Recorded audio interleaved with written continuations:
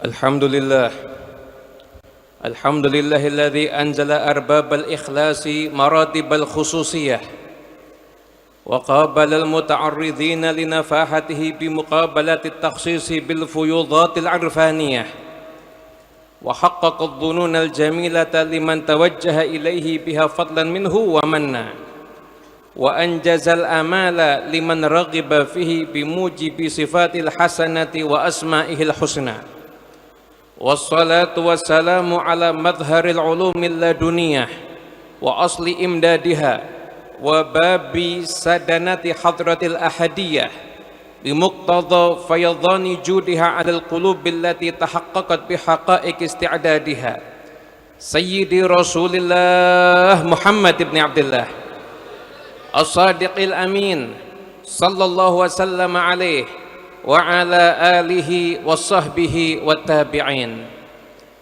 Hadirin yang dimuliakan Allah Subhanahu wa taala, alhamdulillah.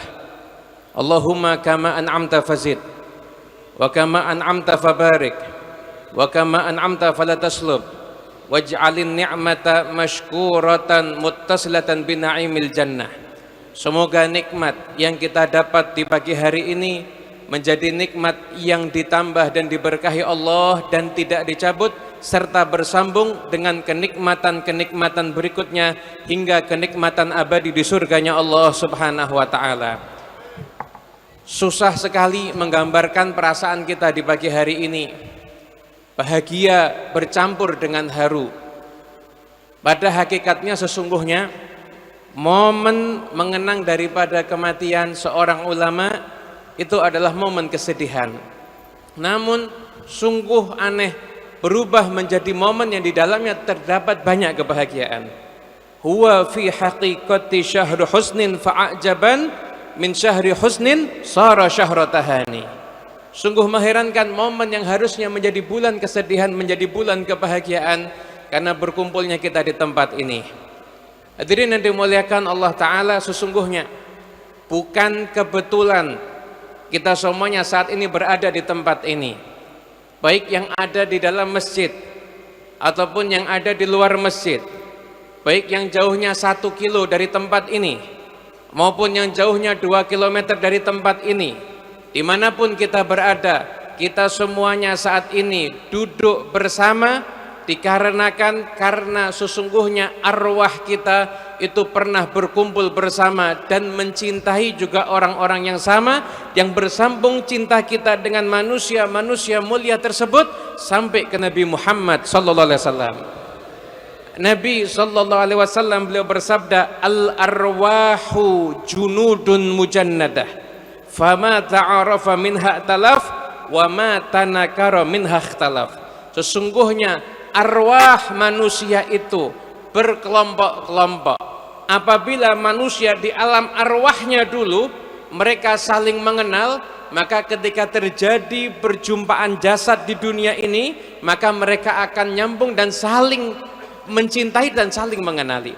Namun apabila di alam arwahnya dulu mereka itu berseberangan, mereka itu bermusuhan, maka di alam dunia ini ketika jasad bertemu dengan jasad, maka mereka pun juga akan berseberangan. Maka kita semuanya berkumpul di tempat ini yang kita yakini arwah kaum solihin hadir di tempat ini, insya Allah itu tanda bahwasanya arwah kita mencintai orang-orang yang saleh.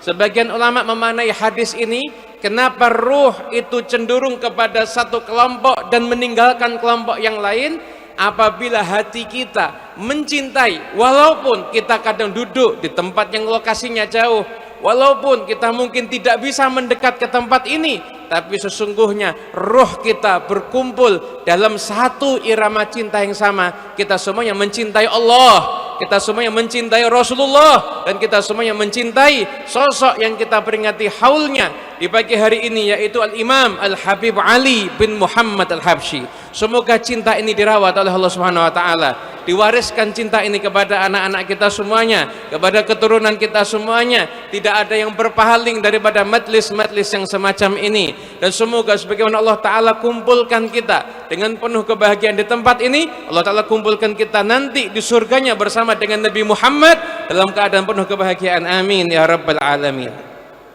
Ikhwani rahimakumullah, Mari kita pelajari sosok yang dimana kita saat ini berkumpul untuk mengenang beliau, Al-Habib Ali bin Muhammad Al-Habsyi.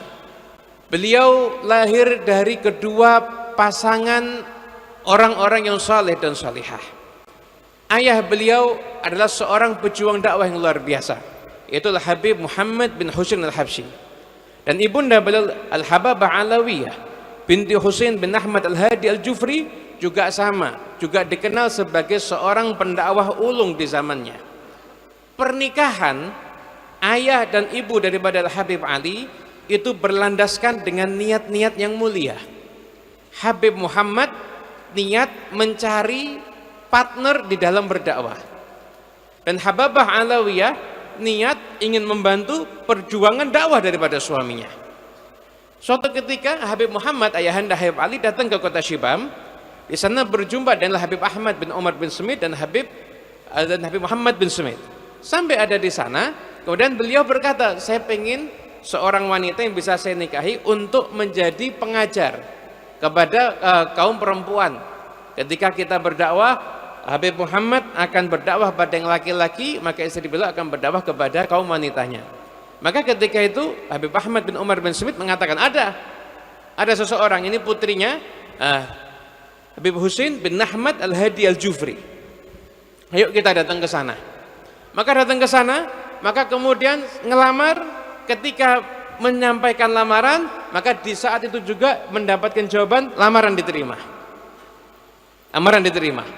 Kemudian setelah itu Habib Ahmad bin Umar bin Smith tanya, ini pengen apa? Pengen apa nih dari calon suami yang ngelamar ini? Pengen apa? Harus ngasih apa dia? Untuk pernikahan ini harus ngasih apa? Maka jawaban daripada kakek Al-Habib Ali, dari ibunya, beliau mengatakan, seseorang yang seperti Ahmad bin Umar bin Smith yang hidupnya untuk dakwah, kalau datang kepadaku nggak usah ngasih apa-apa, apa yang dia minta saya akan kasih insya Allah.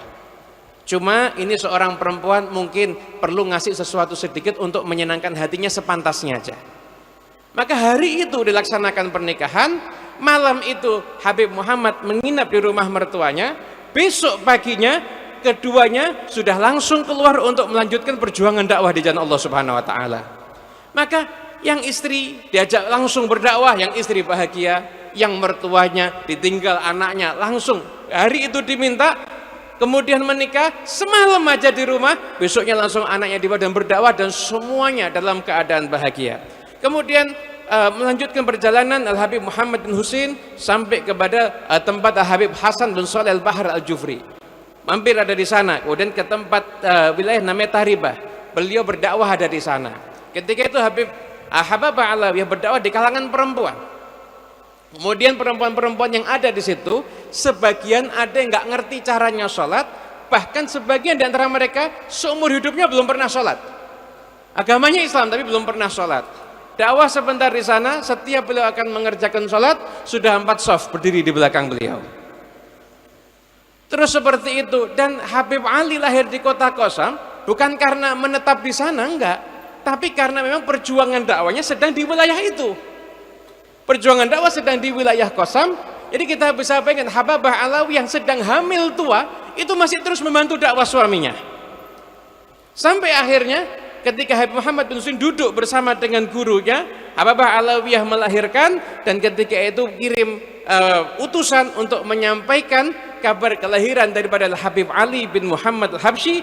Pas posisi Habib Muhammad bin Husain ada di hadapan gurunya, penulis kitab Sulamut Taufik yang banyak kitabnya dibaca di Nusantara ini, yaitu Habib Abdullah bin Simin Tahir. Kemudian langsung memberi nama, kasih nama, karena lahirnya di kota Qasam, kasih nama Ali. Kenapa? Biar mendapatkan berkah daripada Sayyidina Ali bin Alwi Khaliq Qasam. Ikhwani rahimakumullah, Habib Ali tumbuh di dalam pendidikan ayahanda dan ibunya. Ibu Al-Habib Ali itu sering mendoakan, Ali, Allah yu'li maqamah fi dunya wal akhirah. Ali putraku, semoga Allah meninggikan kedudukannya di dunia dan di akhirat. Bahkan beliau itu sering mengulang-ulang doa ini sampai Habib Ali mengatakan, dan aku tahu doa ini dikabulkan oleh Allah Subhanahu wa taala. Berapa banyak manusia masyarakat yang senang menyebut namaku, bahkan orang-orang yang tidak aku kenal datang dari tempat-tempat yang jauh untuk mengunjungiku. Ini semuanya karena berkah daripada doa ibuku. Dan Habib Ali, beliau hobinya itu membaca kehidupannya orang-orang saleh, membaca kehidupannya kaum salaf. Dan kita bisa lihat hobinya anak-anak kita sekarang apa yang mereka pegang setiap harinya, apa yang mereka saksikan setiap harinya, apa yang mata mereka lihat, apa yang telinga mereka dengar. Ini Habib Ali dari kecil yang dibaca kehidupannya orang-orang saleh. Setiap beliau mengagumi satu orang saleh, beliau langsung datang kepada ibunya. Kemudian beliau mengatakan, wahai ibu, doakan ya, semoga Allah memberi kepada anakku Ali itu kedudukan seperti ulama ini. Jadi yang dibaca kehidupannya orang soleh, setiap kagum dan orang soleh minta doa pada ibunya untuk diberikan kedudukan daripada orang soleh tersebut. Dan beginilah ibunda Habib Ali itu mendidik Habib Ali. Bahkan tadi telah disampaikan dalam manaqib yang berbahasa Arab, itu setiap Habib Ali akan tidur, ibunya mendiktekan. Dikte apa? Doa. Bukan doa minta rezeki, bukan doa minta uang, bukan doa minta rumah baru. Apa doanya? Doanya begini, ya Allah, maafkan, ya Allah, aku telah memaafkan semua orang yang menggunjing aku. Aku telah memaafkan semua orang yang berbuat buruk kepadaku, maka maafkanlah mereka. Dan apabila aku yang berbuat buruk kepada mereka, maka maafkanlah aku. Dari kecil itu doanya setiap akan tidur. Hari itu doanya setiap akan tidur, itu hasil daripada didikan daripada ibunya. Habib Muhammad kemudian beliau melanjutkan perjuangan dakwahnya sampai akhirnya pada satu ketika Habib Muhammad mendapatkan perintah dari gurunya Habib Abdullah bin Husain bin Tahir untuk dakwah ada di wilayah Mekah. Jadi perintah ke Mekah bukan hanya sekedar hijrah, tapi untuk dakwah. Karena ketika itu Habib Abdullah bin Husain bin Tahir datang orang pulang haji, menyampaikan kabar, Habib, di Mekah itu kalau di Masjidil Haram makmur, tapi kalau di pedalaman-pedalaman itu masih banyak orang-orang awamnya. Maka mendengar ini, langsung Habib Abdullah bin Husain bin Tahir panggil, ini Muhammad bin Husain, kamu segera pergi ke Mekah, dakwah di sana. Jangan cuma dakwah di area wilayah haram, tapi kamu keliling ke pedalaman-pedalaman, pelosok-pelosok, masuk ke sana, dakwah ada di sana. Begitu Habib Muhammad bin Husain pindah ke kota Mekah, beliau tinggal di sana tidak lama, kemudian beliau diangkat menjadi mufti madhab Syafi'i fil Haramain Asy-Syarifain. Kemudian dibawalah Habib Ali, dari Hadramut menuju ke Mekah, dididik di sana oleh Habib Muhammad bin Husain al-Habsyi, dan Habib Ali juga belajar menimba ilmu juga dengan ulama-ulama yang lainnya, diantaranya dengan Sayyid Ahmad bin Zaini Dahlan.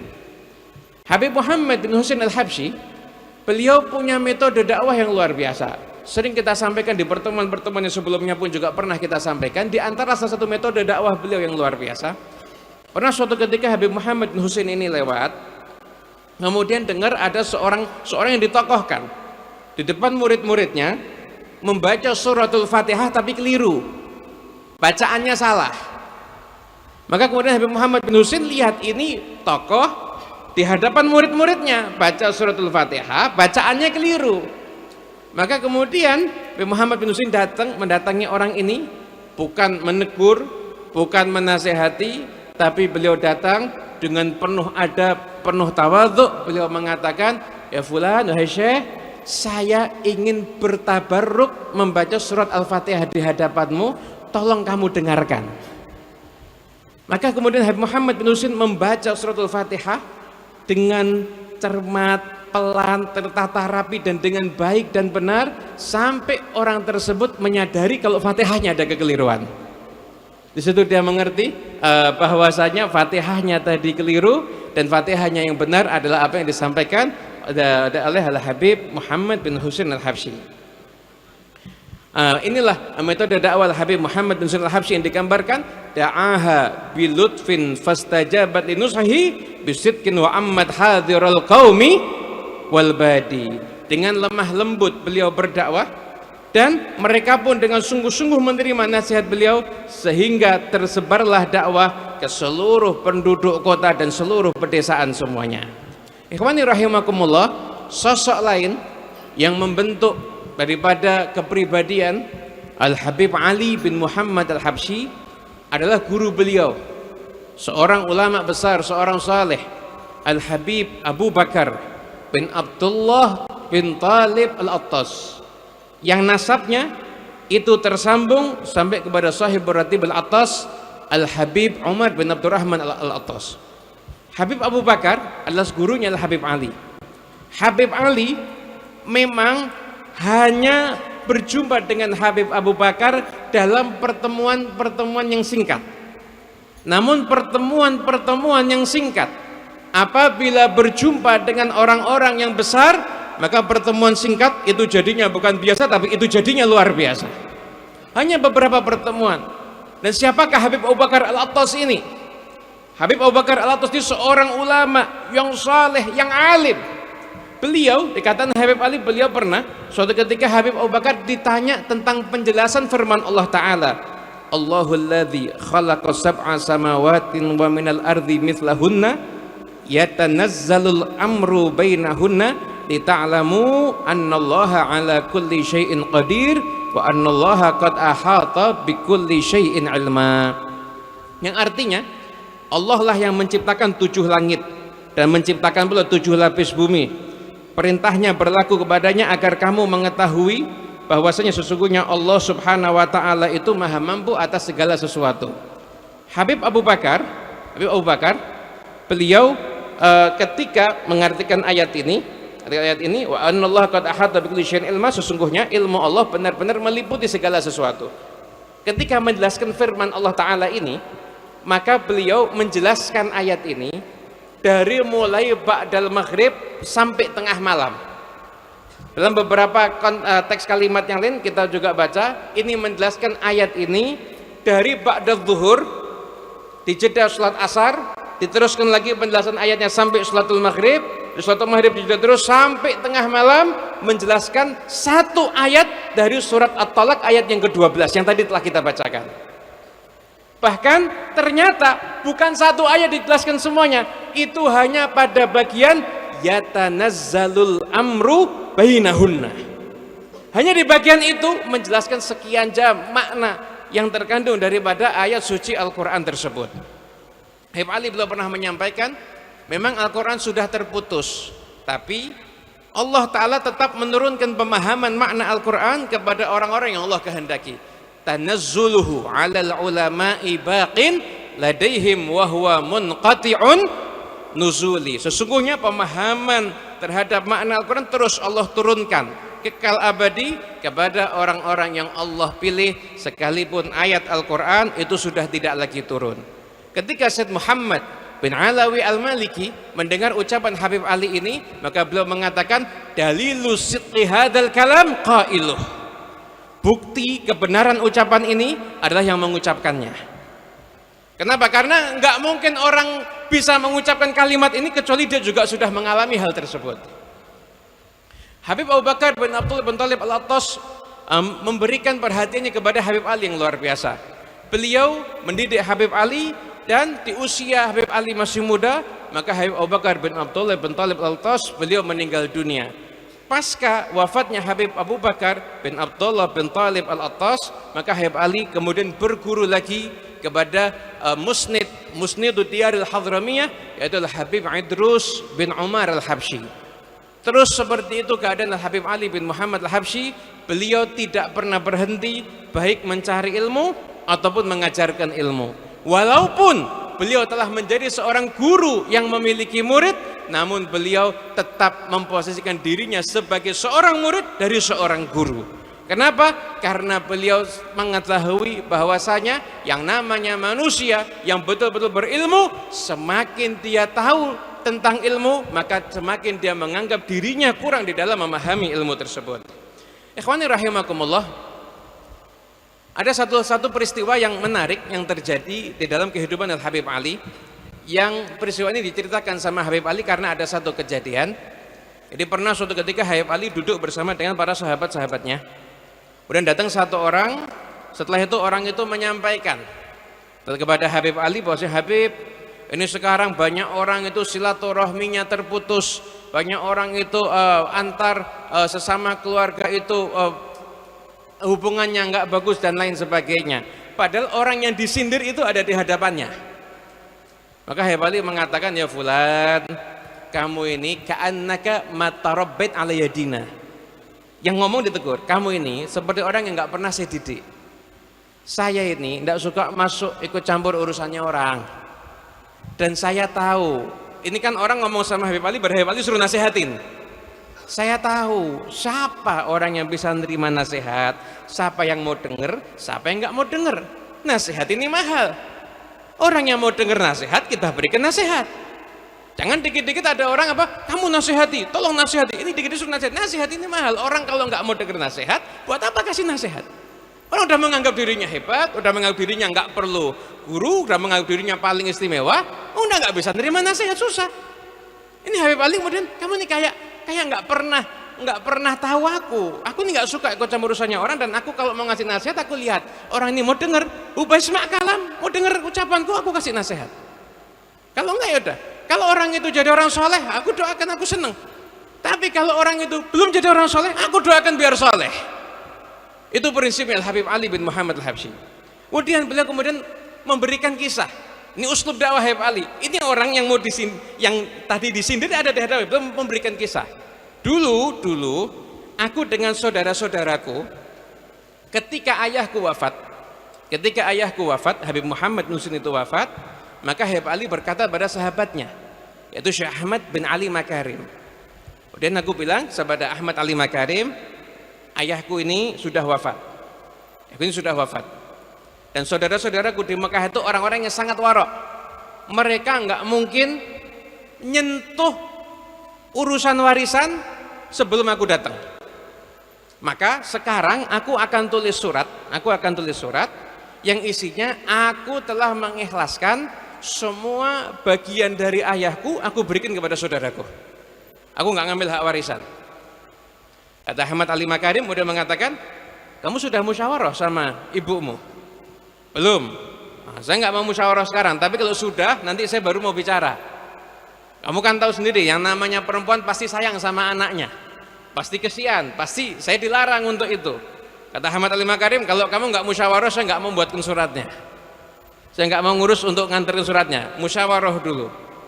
Kata Habib Ali, nggak usah, nanti selesai saya baru akan bicara. Tetap akhirnya Ahmad Ali Makarim datang ke ibunya Habib Ali menyampaikan tentang urusan tersebut. Itu Habib Ali dipanggil sama ibunya. Kemudian ibunya Habib Ali mengatakan, kata ibunya, niat baikmu insya Allah sudah dapat pahalanya. Niat baikmu wahai waladi, wahai putraku, sudah dapat pahalanya insya Allah. Tapi kamu berangkat, temui saudara-saudaramu, kamu niatnya takziah, jangan nyinggung urusan warisan sedikit pun. Kamu niatnya takziah, jangan nyinggung urusan warisan sedikit pun, nggak usah kamu bicara. Kalau kamu dikasih, kamu terima. Kalau kamu dikasih, kamu terima. Tapi kalau enggak usah bicara, nggak usah ngomong apapun. Kata Habib Ali, perintah ibu selalu kutaati dan kujunjung tinggi. Maka beliau akhirnya berangkat ke Mekah bersama dengan beberapa kawan beliau, dan Ahmad Ali Makarim. Setelah Habib Ali berjumpa dengan saudaranya, takziah, udah menunaikan ibadah haji. Ketika Habib Ali akan pulang kembali ke Sewon, pamitan kepada keluarganya, saudaranya heran, Ali, kau datang ke sini udah sekian lama sama sekali lo nggak nanya tentang urusan warisan. Saudaranya heran. Kata Habib Ali, saya datang niatnya mau berlasungkawa, mau takziah. Hakku pada kalian terserah, saya gugurkan. Tapi kalau kalian mau ngasih aku sesuatu, aku terima. Maka kemudian dibagilah, dan urusan pembagian warisan tidak ada perselisihan sama sekali. Semua dibagi rapi. Hanya saja di dalam urusan barang-barang yang di situ bernilai. Apa barang bernilainya? Lalu kita akan menganggap sertifikat, rumah, mobil, tanah, apa barang bernilainya? Harta. Barang bernilainya itu yang dimaksud adalah buku tipis, catatan daripada taklimnya Habib Muhammad bin Husain. Itu yang diperjuangkan sama mereka, bukan duitnya. Ada buku tipis catatannya Habib Muhammad bin Husain Al-Habsyi. Kata Habib Ali, ini buku tipis pantasnya untuk anak tertua Abdullah. Akhirnya diberikan pada putra Habib Muhammad yang paling tua, namanya Abdullah. Kemudian setelah itu ada tongkat. tongkatnya Habib Muhammad bin Husain ada tulisan namanya Ali karena cintanya beliau sama Habib Ali. Kata Habib Ali, ini ada namaku. Ini ada namaku, berarti ini harusnya jadi punya aku. Kata saudara, enggak, yang kamu pilih itu biasanya ada sirnya. Nah, terserah, kalau kamu undi tetap jadinya punya aku. Diundi, betul, yang keluar namanya Habib Ali. Akhirnya tongkat dipegang lagi sama Habib Ali, jadi miliknya Habib Ali. Kemudian juga ada cangkir. Cangkir peninggalan dari datuk mereka Habib Syekh bin Abdullah Al-Habsyi. Itu ada cangkir. Kemudian cangkir diserahkan pada salah satu daripada saudara Habib Ali, ini cangkir untuk Abdullah. Kemudian setelah itu mereka semuanya selesai pembagian, nggak ada yang saling tegang, nggak ada yang saling berselisih, semuanya berbahagia dan dalam keadaan damai. Habib Muhammad punya kebun, dinamakan kebunnya, nama kebunnya Ahmad Said. Kebun itu semuanya upaya untuk memperolehnya itu semua dari uang yang benar-benar halal. Hasilnya apa? Buah dari kebun itu bisa dijadikan obat. Maka kebun itu diatur daripada pembagian warisannya, selesai semua dalam keadaan damai. Maka ketika itu saudara Habib Ali namanya Ahmad itu nulis surat pada saudara beliau yang lain namanya Husin, yang ketika itu nggak ada di Mekah. Jadi surat mengatakan saudara kita Ali sudah sampai ada di Mekah, sama sekali nggak membuat kita repot, datang dan sama sekali tidak menanyakan tentang urusan warisan, dan semua urusan warisan sudah kita selesaikan bersama. Orang-orang soleh, beliau berkata begini, yang paling mengalah, paling qanaah dalam urusan warisan itu yang hidupnya paling berkah. Jadi kalau hidup kita pengen berkah, maka lakukan apa yang dilakukan oleh kaum salihin. Ikhwani rahimakumullah. Saat usianya Habib Ali beranjak menuju usia 37 tahun, Habib Ali mendirikan pesantren ada di Hadramut. Maka itu adalah model pesantren yang pertama kali berdiri ada di sana. Semua kebutuhan santri, sandang, pangan, papan, untuk tempat tinggalnya, untuk makannya, semuanya dijamin sama Habib Ali. Dan ketika itu di sana pendidikan agama baru sistemnya itu seperti halakoh-halakoh. Ada halakoh majlis taklim, ada halakoh majlis taklim. Untuk orang yang datang dari jauh, kemudian orang itu ingin menginap tinggal di kota itu, belum ada tempat. Maka Habib Ali kemudian membuat tempat untuk memfasilitasi santri-santri yang akan menuntut ilmu agama. Di usia beliau ke-44 tahun, Al-Habib Ali kemudian mendirikan masjid yang beliau namakan masjid kedua adalah Masjid Riyad. Terus Habib Ali berlalu dalam keadaan dakwahnya, beliau dikenal sebagai seorang yang soleh dan seorang yang sangat dermawan. Al-Habib Ali, siapapun yang berjumpa dengan beliau, maka dia pasti akan langsung jatuh cinta karena menyaksikan indahnya akhlak Al-Habib Ali bin Muhammad Al-Habsyi. Tidak kurang, minimal setiap hari yang Habib Ali jamu itu 170 orang. 70 orang setiap hari belum menyembelih sekian ekor kambing untuk menjamu tamu-tamunya. Dan pernah terjadi ikhwani rahimakumullah masa paceklik, di mana ketika itu selama 3 bulan Habib Ali menafkahi seluruh penduduk kota Sewun. Bahkan bukan cuma yang dari kota Sewun, yang dari luar kota Sewun datang kemudian ke kota Sewun, yang dari pelosok-pelosok datang ke kota Sewun. Ketika orang-orang datang sama Habib Ali, Habib, yang dari daerah-daerah karena paceklik datang ke sini semua. Kata Habib Ali, alhamdulillah, itu hadiah untuk kita semuanya. Itu hadiah. Sekarang siapkan tempat, kita fasilitasi mereka, kasih makan mereka, dan jangan lupa siapkan guru agama untuk ngajarin mereka. Kalau kita mau ngirim guru ke rumah mereka, repot. Tapi karena adanya paceklik, ini hikmahnya, Allah Ta'ala datangkan mereka ke tempat kita. Ya Allah, tinggal kita kasih makan, tinggal kita siapkan guru. Ini hal yang luar biasa. Alhamdulillah, dijamu semua sampai Bali, sampai orang-orang pelosok yang datang semuanya makan. Bukan cuma dijamu jasmaninya, dijamu rohaninya oleh Habib Ali bin Muhammad Al-Habsyi. Yang nggak ngerti cara sholat, diajarkan caranya sholat. Yang belum bisa baca Al-Quran, diajarkan caranya membaca ayat suci Al-Quran. Bahkan ketika beliau mengadakan maulid, orang datang kumpul di kota Sewun selama 3 hari sampai 7 hari, semuanya nafkahnya tanggung sama Habib Ali. Bahkan untuk kendaraan-kendaraan mereka, tunggangan-tunggangan mereka pun setiap harinya Habib Ali juga memikirkan bagaimana makannya tunggangan-tunggangan tersebut. Habib Ali bin Muhammad Al-Habsyi beliau mewasiatkan begini, Allah fi iqamatid din. Hati-hati, perhatikan benar urusan menegakkan urusan agama. Wa idza aqamtumuddin bataji'kumud dunya. Fad dunya tabaun lid-din. Kalau kamu ini benar-benar ngikuti aturan agamanya Allah, maka dunia akan datang kepada kamu. Dunia ini ikut sama urusan agama kamu. Urusan agama kamu buat bagus, dunianya akan datang dengan cara yang bagus. Beliau sudah menyampaikan Allah Ta'ala mewahyukan kepada dunia, ya dunia, wahai dunia, siapapun yang menjadi pelayanku, layani dia. Dan siapapun yang jadi pelayanmu, maka perbudaklah dia. Itu wahyu Allah Subhanahu wa Ta'ala. Allah Ta'ala mewahyukan kepada dunia. Habib Ali menjalankan dakwah seperti itu. Maka di usia beberapa tahun sebelum wafatnya, ungkapan cinta beliau kepada Rasulullah sallallahu alaihi wasallam beliau tuangkan dalam bentuk karya yang istimewa, yaitu kitab Maulid Simtud Duror. Mana Maulid Simtud Duror itu? Bukan Habib Ali mengarang kemudian menulis, tapi Habib Ali mengimlakkan, mendiktekan. Jadi spontanitas, ekspresi cinta beliau kepada Nabi Muhammad beliau sampaikan, dan putra beliau yang namanya Habib Muhammad kemudian menulis. 3 kali duduk jadilah Maulid Simtud Duror yang saat ini bahkan di seluruh penjuru tempat manapun juga banyak yang membaca Maulid Simtud Duror tersebut. Maulid ini menjadi salah satu wasilah agar orang bisa dekat dengan Nabi Muhammad sallallahu alaihi wasallam. Beliau terus berdakwah dan beliau melanjutkan perjuangan daripada guru-gurunya. Beliau menceritakan tentang bagaimana keadaan beliau dengan guru-gurunya. Beliau menyampaikan, ufiduka annani jalastu qauman hadawni bil maqali wa bil fi'ali faharraka hatbuhum qalbi faabda gharaman minhu fi hubbil jamali rijalan ma ra'aitu lahum mathilan yuza'zi'u hatbuhum summal jibali.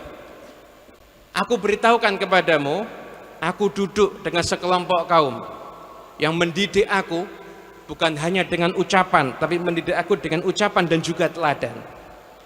Pendidikan mereka, tarbiyah mereka, dorongan mereka, bimbingan mereka itu menggerakkan hatiku, menimbulkan kegandrungan di dalam hatiku untuk mencintai keindahan yang sebenarnya. Mereka adalah orang-orang yang aku tidak menemukan bandingannya mereka. Sesungguhnya bimbingan mereka, nasihat mereka yang sangat indah, sekalipun gunung itu bisa digetarkan oleh bimbingan yang indah dari mereka. Kan Habib Ali juga menyampaikan, wa ahduhumu hadwan yuharriku asmahum wa hasbuhumu anni lahum lam azal hadi. Dan aku terus menyampaikan bimbingan kepada siapapun yang mau menerimanya, dan cukup bagi mereka, aku akan terus selalu menjadi penyuruh kebaikan, pembimbing mereka semuanya. Majlis ini adalah dakwah Habib Ali kepada kita semuanya. Loh, bukan karena Habib Ali bin Muhammad Al-Habsyi gak akan kita semuanya kumpul bersama ada di tempat ini. Habib Ali bin Muhammad Al-Habsyi menjalankan kehidupannya dengan luar biasa. Beliau memiliki seorang sahabat, Ahmad Ali Makarim. Bukan seorang Habib, beliau bukan seorang Habib. Beliau adalah orang biasa, yang seorang pengusaha yang soleh. Beliau bukan seorang Habib, bukan nasabnya tidak bersambung pada Nabi Muhammad. Ahmad bin Ali Makarim. Tapi lihat athar dari kesolehan, athar daripada cinta apa yang terjadi pada beliau. Ahmad Ali Makarim, seorang pengusaha. Beliau wiritannya setiap hari membaca 8 juz Al-Quran. Pengusaha dermawan. Beliau kadang-kadang pergi safar ke tempat yang jauh hanya untuk melunasi utangnya seseorang, bukan untuk cari untuk mengumpulkan harta, enggak. Pergi kerja untuk melunasi utangnya orang. Ahmad Ali Makarim ini belum wiridnya, sholawatnya sama Nabi Muhammad. Dan Habib Ali menceritakan Ahmad Ali Makarim ini tidak pernah keluar rumah kecuali dia akan mencatat niatnya. Saya niat keluar rumah untuk ini semuanya. Habib Ali mengirim surat kepada Syekh Ali bin Muhammad Makarim, keponakan beliau yang tinggal di Solo. Kemudian Habib Ali mengatakan, sesungguhnya pamanmu adalah orang-orang yang saleh, mengisi hidupnya dengan niat-niat yang baik, dan akhirnya Allah Ta'ala mewujudkan niat-niatnya, dan athar daripada niat-niatnya yang baik Allah Ta'ala menganugerahkan pada beliau husnul khatimah. Beliau ketika dicabut nyawanya, kalimat terakhir yang keluar dari lisan beliau adalah kalimat tauhid, la ilaha illallah, dengan suara keras. Maka itu kalimat terakhir yang diucapkan oleh Syekh Ahmad Ali Makarim. Setelah itu beliau menutup nyawanya. Athar, dampak daripada kesolehan selama hidup menghasilkan wafat di jalan yang Allah ridhai. Habib Ali wafat di kota Sewun pada tanggal 20 Rabiul Akhir tahun 1333 Hijriah. Habib Ali menitipkan kedua putranya di kota Solo ini. Di kota Solo ini ada dua putra Habib Ali. Pertama Habib Ahmad bin Ali yang dimakamkan di Tipes pemakaman yang ada di sekitar Solo. Dan kemudian ada Habib Alawi bin Ali Al-Habsyi yang dimakamkan di Masjid Riyadh. Beliau berdua adalah pejuang dakwah di jalan Allah Subhanahu wa taala. Oleh karena itu, kenapa Hol Habib Ali diadakan di kota Solo? Karena putranya ada di Solo.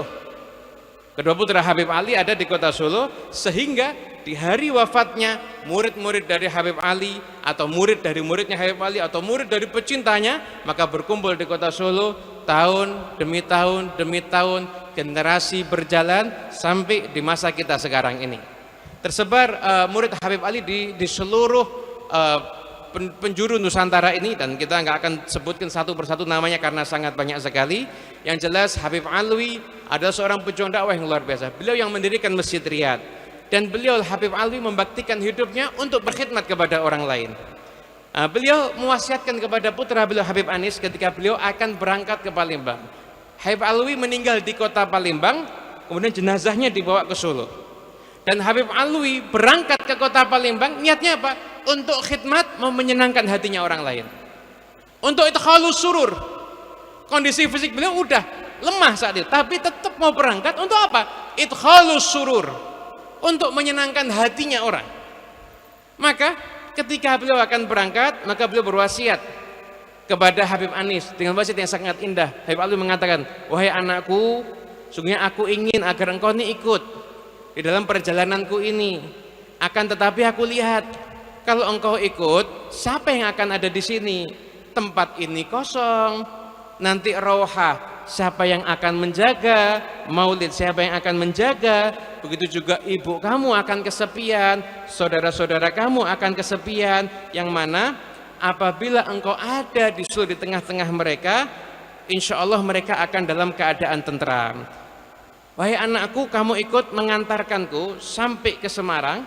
Nanti kalau saya dari Semarang mau menuju ke Jakarta, kembalilah engkau ke sini untuk tinggal tetap ada di kota Solo. Dan dalam keadaan apapun, berusahalah untuk tetap memakmurkan tempat ini. Apapun kegiatannya, kegiatan rohah, kegiatan maulid, semua kegiatan keagamaan, makmurkan, tetap kamu jaga di tempat ini dan kerjakan tugas ini bersama saudaramu Habib Abu Bakar bin Ahmad bin Ali, putra Habib Ahmad bin Ali ya, yang tadi kita sebutkan, yang wafat ada di kota Solo ini. Kerjakan semua yang biasa aku lakukan di tempat ini, jangan sampai ada apapun kegiatan yang dikurangi. Rohah, majlis taklim, maulid, hizib Quran, antara maghrib dan isya, sholat 5 waktu berjamaah di masjid, tetap lakukan semuanya, sehingga sekalipun aku nggak ada di sini, tetangga masjid ini tetap mendapati masih ada kamu di sini. Mereka nggak kesepian, maka mereka itu tetap dalam keadaan yang tenang. Maka setelah Habib Alwi memberikan wasiatnya kepada Habib Muhammad Anis, beliau berangkat ke kota Palembang, dan itulah akhir perjumpaan Habib Alwi dengan Habib Anis. Ketika itu Habib Alwi meninggal ada di kota Palembang dan dimakamkan ada di kota Solo. Hikmahnya Allah Ta'ala ingin menganugerahkan kepada beliau derajat yang tinggi. Beliau wafat sebagai musafir, wafat dalam keadaan gharib, dan beliau itu diiringi jenazahnya baik itu di lautan, kemudian melewati udara dan juga melewati daratan. Diiringi jenazahnya, mengiringi jenazahnya Habib Alawi bin Ali Al-Habsyi. Kemudian selepas dari masa Habib Alwi, datanglah Habib Muhammad Anis bin Alawi Al-Habsyi. Beliau betul-betul mengamalkan wasiat daripada ayahandanya. Betul-betul nampak tidak ada satupun kegiatan di tempat ini yang berkurang. Bahkan alhamdulillah sampai sekarang pun masih tetap terjaga semuanya. Habib Anis tidak ada satupun yang berkurang. Semua yang dilakukan sama Habib Alwi, di situ semua dilakukan oleh Habib Muhammad Anis bin Alwi al-Habsyi. Semuanya, dari mulai rohah, maulid, hizbul Quran, semuanya ditekuni oleh Habib Muhammad Anis. Beliau dikenal sebagai seorang yang akhlaknya luhur. Habib Anis ini seorang yang sangat sederhana, penampilannya sederhana. Habib Anis nggak punya ajudan, nggak punya asisten, nggak punya pengawal. Beliau kalau mau sholat Jumat ada di masjid, ditemani sama anaknya. Kalau kebetulan putranya ada keperluan yang nggak bisa ditinggal, Habib Anis berangkat sholat Jumat di masjid jalan kaki seorang diri, berangkat seorang diri, pulang seorang diri. Dan kalau ambil posisi duduk soft awal tapi posisi yang paling pojok, posisi yang paling pojok, selalu dalam keadaan tawadhu. Habib Muhammad Anis bin Alwi al-Habsyi, senyumnya luar biasa. Berapa banyak orang datang membawa masalah yang menumpuk, begitu lihat senyumnya Habib Anis maka hilang semua permasalahannya, padahal belum menyampaikan apapun kepada Habib Muhammad Anis bin Alwi al-Habsyi. Dan salah satu peristiwa yang pernah terjadi ada di tempat yang dimana kita berdiri di saat ini. Pernah suatu ketika datang Al-Habib Husain bin Muhammad bin Abdullah Al-Haddar menghadiri qiraah siang. Ketika itu ada Habib Anis dan beliau duduk di samping Habib Anis. Selesai qiraah, apabila ada tamu, biasa qiraah dipercepat bacaan kitab, kemudian diminta tamunya untuk memberikan faedah kepada yang hadir ada di qiraah siang, di rohas yang tersebut. Maka ketika itu Habib Husain diminta sama Habib Anis, Habib Husain tidak mau. Berulang kali mic dikembalikan, balikan lagi sama Habib Anis. Kemudian Habib Husain hanya mengatakan begini, saya datang ke sini hanya untuk berjumpa dan memandang Habib Anis. Seseorang yang ada di samping saya ini adalah seseorang yang kedudukannya sangat tinggi di jalan Allah Subhanahu wa taala, namun beliau pandai menutupinya. Seandainya saya harus merangkak dari tempat saya untuk jalan ke sini hanya untuk menatap Habib Anis, saya rasa itu cukup. Itulah Habib Muhammad Anis bin Alwi al-Habsyi. Sepeninggal Habib Muhammad Anis bin Alwi al-Habsyi, maka majlis di Masjid Riyadh diteruskan oleh putra-putra beliau dan terus makmur sampai di mana kita saat ini berada. Ikhwani rahimakumullah, penutup daripada pembacaan manaqib, sebagaimana para penyuruh kebaikan, Habib Ali juga dimusuhi oleh orang yang ada di zaman beliau. Sudah merupakan sunnatullah. Siapapun orang yang mengajak kepada kebaikan pasti dimusuhi, pasti dibenci, dan pasti ada orang yang berupaya untuk mengganggunya. Namun kita akan dengarkan bagaimana respon beliau kepada orang yang memusuhi beliau. Dan saya akan bacakan langsung dari apa yang kami tulis daripada kalam beliau. Beliau mengatakan, wa kam laqina minhum min idmaril adawah li maqamina walhamdulillah lakin qalbi ridha tafi anhum ma bada lailah bitu wa ana sakhit ala ahadin minal muslimin. Berapa banyak saya temui orang-orang yang memusuhi saya, tapi alhamdulillah saya ridha dengan itu semuanya. Tidak pernah satu malam pun saya tidur dalam keadaan saya memusuhi seorang pun daripada kaum muslimin. Ma ana da'id ala ahad bal absutu lahum hali wa mali wa uwaddin naf'alahum bi ayyi hal wa uqaddimuhum ala nafsi. Aku enggak pernah mendoakan kejelekan sama satu orang pun. Bahkan justru aku berusaha mengerahkan semuanya, tenagaku, apapun yang aku miliki, hartaku, aku ingin ngasih manfaat kepada orang lain. Bahkan aku akan mementingkan mereka yang memusuhi aku sekalipun dibandingkan diriku sendiri. Wa kam laqitu min ahli asri mimman qabalana bil adawah wa qabaltuhu bil hilim. Walhamdulillah qalbi mayatakaddar min ahadin abadan. Berapa banyak yang ada di zamanku ini yang datang memberikan padaku permusuhan, aku memberikan kepada mereka kesantunan. Alhamdulillah hatiku tidak pernah menjadi keruh oleh siapapun selama ini. Walau qabaluna ahlu asri kulluhum bil adawah lamma takharakat minni sya'rah wahidah. Seandainya semua yang ada di zaman semua memusuhi aku, satu bulu pun enggak akan bergerak illa inni uhibbu ayyakunu salihin. Hanya saja aku ingin mereka jadi orang-orang yang saleh. Hadina muhtadin, mereka jadi orang yang dapat petunjuknya Allah Subhanahu wa taala. Dan selama aku masih bisa diizinkan aku untuk memberikan pertolongan kepada mereka, aku akan berusaha agar aku bisa memberikan pertolonganku kepada mereka dunia dan akhirat. Aku akan berusaha menjadikan mereka semua orang yang selamat di jalan Allah Subhanahu wa taala. Ikhwani rahimakumullah, mudah-mudahan insyaallah apa yang kita baca di tempat yang penuh dengan keberkahan ini membawa kemanfaatan untuk kita semuanya. Ya Rabb, ya Allah, pandanglah kami dengan pandangan rahmat-Mu, pandanglah kami dengan pandangan cinta-Mu. Ya Rabb, ya Allah, singkirkan kesialan dalam kehidupan kami, singkirkan keburukan dalam kehidupan kami. Ya Rabb, ya Allah, kami yang datang semuanya berkumpul di tempat ini, jangan Kau pulangkan kami dalam keadaan tangan kosong. Kabulkan semua harapan kami, kabulkan semua hajat-hajat kami, kabulkan semua doa-doa yang ada di dalam hati dan terucap oleh lisan-lisan kami semuanya.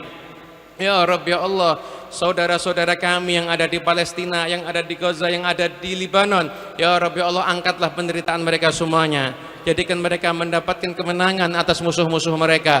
Ya Rabb, ya Allah, turunkan kelembutan-Mu di dalam takdir yang sedang menimpa mereka, jadikan mereka merasakan kenyamanan, mereka merasakan ketentraman sekalipun di tengah kondisi yang seperti itu. Ya Rabb, ya Allah, ya Rabb, ya Allah, jadikan kami semuanya orang-orang yang saleh, jadikan kami semuanya orang yang hatinya bersih. Ya Rabb, ya Allah, singkirkan permusuhan dari hati kami, singkirkan kebencian dari hati kami. Ya Rabb, ya Allah, berkat Habib Ali, semoga kami pulang tidak ada kebencian di dalam hati kami kepada siapapun. Ya Rabb, ya Allah, ya Rabb, ya Allah, orang-orang tua kami yang sudah meninggal dunia, terimalah semua amalnya, terutama orang-orang tua kami, tokoh-tokoh kami, guru-guru kami yang pernah duduk di majlis ini. Ya Rabb, ya Allah, terimalah semua amal kebaikan mereka, jadikan majlis ini menggembirakan hati mereka, jadikan majlis ini menyenangkan hati mereka, dan tunjukkan, pertontonkan kepada mereka, ya Allah, kami generasi penerusnya telah meneruskan yang mereka jalankan. Jadikan mereka tidak khawatir dalam keadaan kami, dan jadikan mereka tidak khawatir dalam keadaan anak-anak cucu kami semuanya. Ya Rabb, ya Allah, jadikan rumah tangga kami rumah tangga yang sakinah, mawaddah, warahmah. Jadikan putra-putra kami putra-putra yang saleh dan salihah. Ya Rabb, ya Allah, bagaimana Habib Muhammad berhasil mendidik Habib Ali, jadikan kami orang tua yang berhasil mendidik anak-anak kami. Jadikan kami orang tua yang berhasil mensolehkan anak-anak kami. Jadikan kami orang tua yang berhasil menjadikan anak-anak kami orang yang pantas dibanggakan di jalan-Mu, ya Allah, dan dibanggakan oleh kekasih-Mu Nabi Muhammad sallallahu alaihi wasallam.